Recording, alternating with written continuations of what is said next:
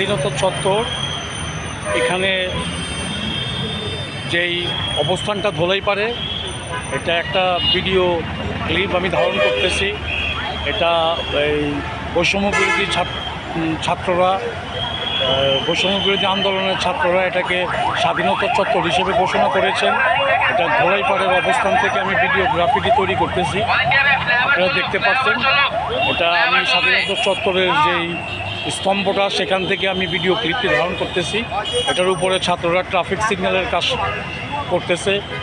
তারা ট্রাফিক নেই, এই আন্দোলনের পরে থেকেই ট্রাফিক নেই এবং এই রাস্তায় অনেক পুলিশ সদস্য নিহত হয়েছেন, আপামর ছাত্র জনতা অনেকেই নিহত হয়েছেন। এই অবস্থান থেকে আমি চত্বর থেকে ভিডিও ক্লিপটি ধারণ করতেছি। ভিউয়ার্স, আপনারা দেখতে পাচ্ছেন এই অবস্থানটা, আমি সরেজমিনে দেখা, এটা রোডটা দেখতে পাচ্ছেন।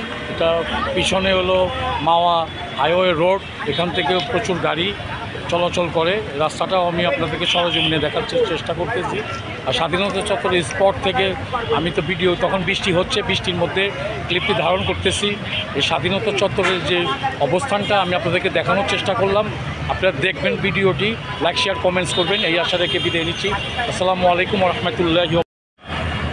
হ্যাঁ প্রিয় ভিউয়ার্স, আমি এখন স্টে করেছি যে ধোলাইপাড়ের যেই মেইন যে স্পটটা, যেই ভিত্তিপ্রস্তর স্থাপন করে সেখানে নানান ধরনের সাজে সজ্জিত করে এটাকে বিগত সরকার চেয়েছিলেন একটা মুরাল স্থাপন করার জন্য। সেই পয়েন্ট থেকে আমি ভিডিওটি ধারণ করার চেষ্টা করতেছি। আপনারা দেখতে পাচ্ছেন যেটা কিছুদিন আগে ঘটে যাওয়া যে আন্দোলন, সেই আন্দোলনের সময় যেটা বৈষম্য বিরোধী ছাত্ররা আন্দোলন করে এটাকে স্বাধীনতা চত্বর হিসাবে এটা আবিষ্কৃত করেছেন।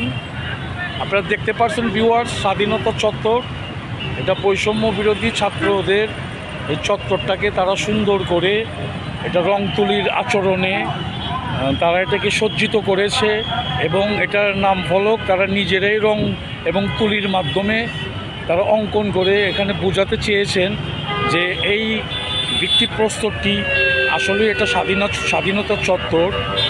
বেশ কিছুদিন আগে যেই ভয়াবহ কোটা আন্দোলনে যেই কঠিন অবস্থা বা ক্রান্তিকাল কেটেছে, এই ধোলাইপাড় মোচড়টা প্রথমত সাক্ষী হয়ে আছে।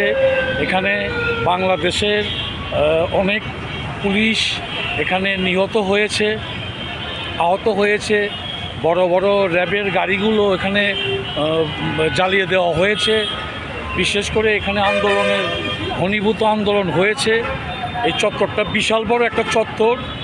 আমি এখান থেকে ভিডিও ক্লিপটি ধারণ করতেছি, দেখতে পাচ্ছেন এখানে স্টে করা ছাত্রগুলো। ভিউয়ার্স, আমি যেটা দেখানোর চেষ্টা করতেছি, আপনারা দেখতে পাচ্ছেন এই চত্বরটা আমি ঘুরে ঘুরে ভিডিও করার জন্য এসেছি। আপনাদেরকে দেখানোর চেষ্টা করতেছি যে এখানে রংতুলির ছোঁয়ায় যে স্টুডেন্টরা কত সুন্দর করে এটা সাজিয়েছে। এটা সাজানো দৃশ্যগুলো আমি ভিডিও ক্লিপ আকারে ধারণ করার চেষ্টা করতেছি।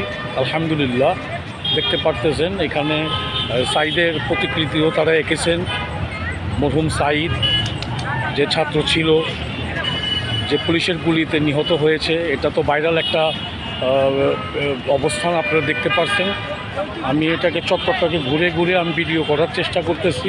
এখানে দেখতে পাচ্ছেন যে ছাত্ররা স্টে হয়ে আছে, তারা ট্রাফিকের সমস্ত কর্মকাণ্ডগুলো তারা পরিচালনা করতেছে। এই রাস্তায় তাড়াতাড়ি উপরেও তারা ট্রাফিকের কন্ট্রোলিংয়ের মধ্যে তারা কাজ করতেছে, দেখতে পাচ্ছেন। ছাত্রী মাথায় বৃষ্টি হচ্ছে, আমি সাইডের অবস্থানটা আমি দেখানোর চেষ্টা করতেছি। এই ছাত্ররা এই চত্বরটাকে তারা সুন্দর করে এটা রং তুলির ছোঁয়ায় তারা সাজিয়েছে। আলহামদুলিল্লাহ, এখানে সব ছাত্ররা আছে, বিভিন্ন কলেজ ভার্সিটির ছাত্ররা তারা এখানে স্টে হয়েছে। তারা ট্রাফিকের যে কাজগুলো সেটা কমপ্লিট করতেছে। এটা মাওয়া এক্সপ্রেসের যে ওয়ের যে রাস্তাটা আমি দেখানোর চেষ্টা করতেছি। আলহামদুলিল্লাহ, এটা কন্ট্রোলিং এখন ছাত্ররাই করতেছে, যেহেতু ট্রাফিক নাই। অবস্থানগুলো আমি ঘুরে ঘুরে আপনাদেরকে ভিডিও আকারে ধারণ করার চেষ্টা করতেছি, দেখানোর চেষ্টা করতেছি। দেখতে পাচ্ছেন আপনারা ভিউয়ার্স, সুন্দর করে। আমি চত্বরটাকেও দেখিয়েছি, চত্বরটাকেও দেখছেন আপনারা, চত্বরটাকে ধারণ করতেছি।